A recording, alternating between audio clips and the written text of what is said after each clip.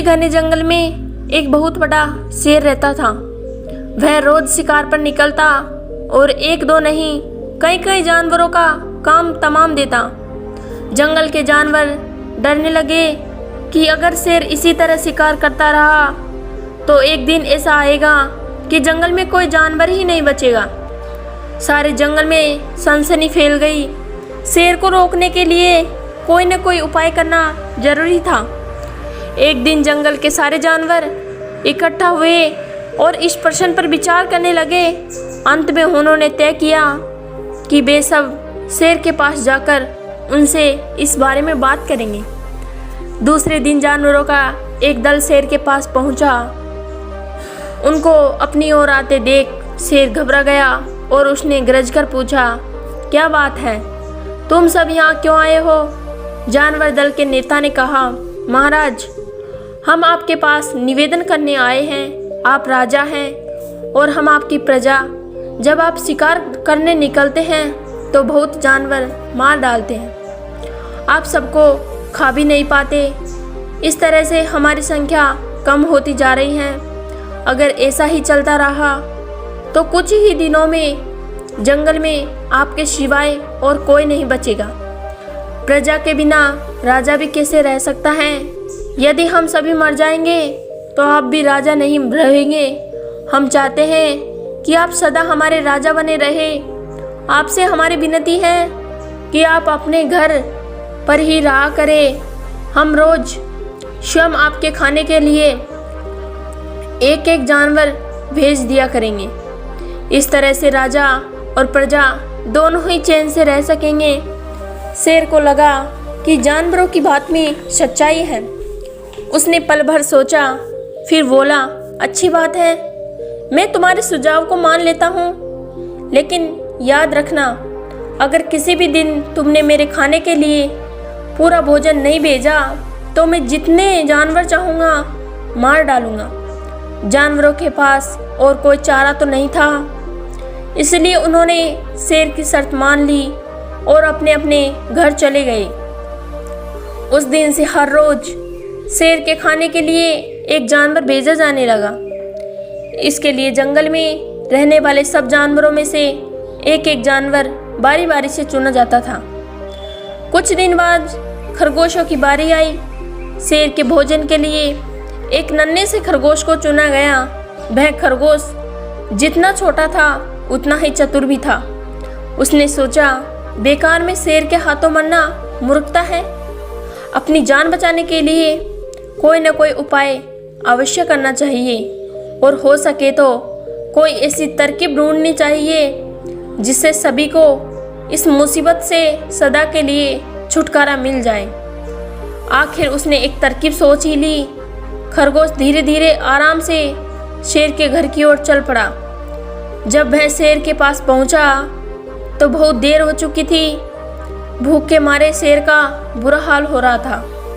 जब उसने सिर्फ एक छोटे से खरगोश को अपनी ओर आते देखा तो गुस्से में बौखला उठा और गरज कर बोला, किसने तुम्हें भेजा है?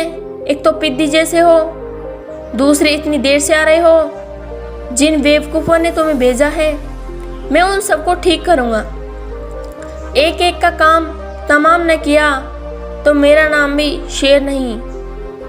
नन्हे खरगोश ने आदर से जमीन तक झुककर कहा, महाराज, अगर आप कृपा करके मेरी बात सुन ले तो मुझे या और जानवरों को दोष नहीं देंगे।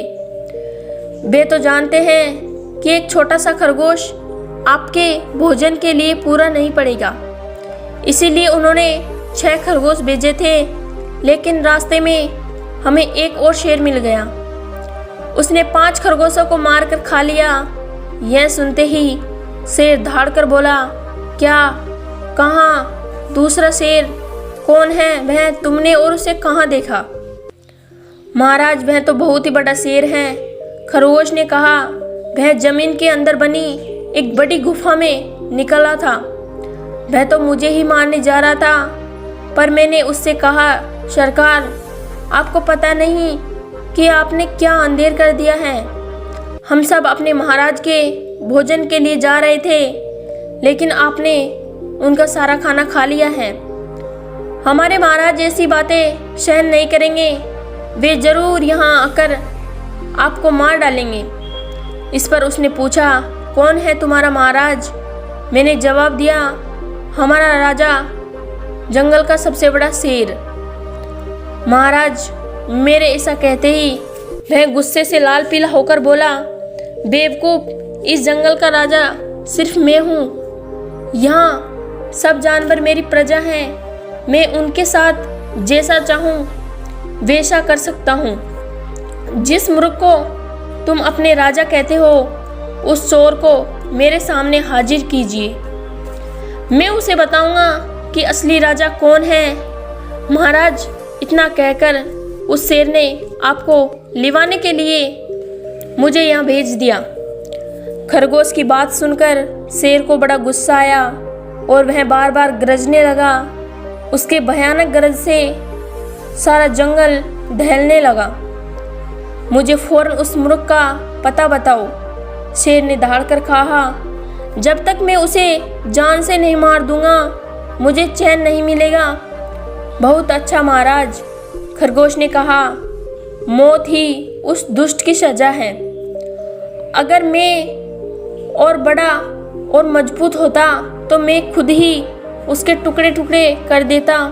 चलो रास्ता दिखाओ, शेर ने कहा। फौरन बताओ किधर चलना है। इधर आइए महाराज, इधर।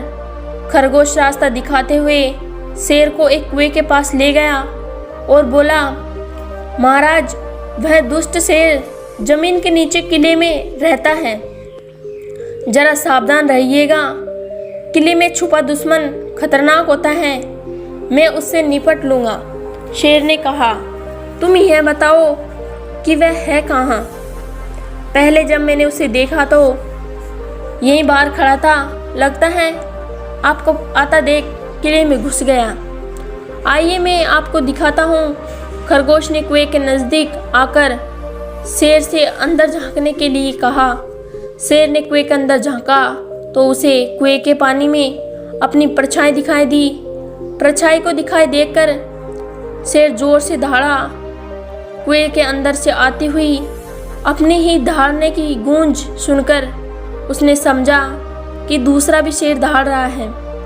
दुश्मन को तुरंत मार डालने के इरादे से वह फौरन कुएं में कूद पड़ा। कूदते ही पहले तो वह कुएं की दीवार से टकराया, फिर धड़ाम से पानी में गिर गया और डूबकर मर गया। इस तरह चतुराई से शेर ने छुट्टी पाकर नन्हा खरगोश घर लौटा। उसने जंगल के जानवरों को शेर के मारने जाने की कहानी सुनाई। दुश्मन के मारे जाने की खबर से सारे जानवर में खुशी फैल गई। जंगल के सभी जानवर खरगोश की जय जयकार करने लगे।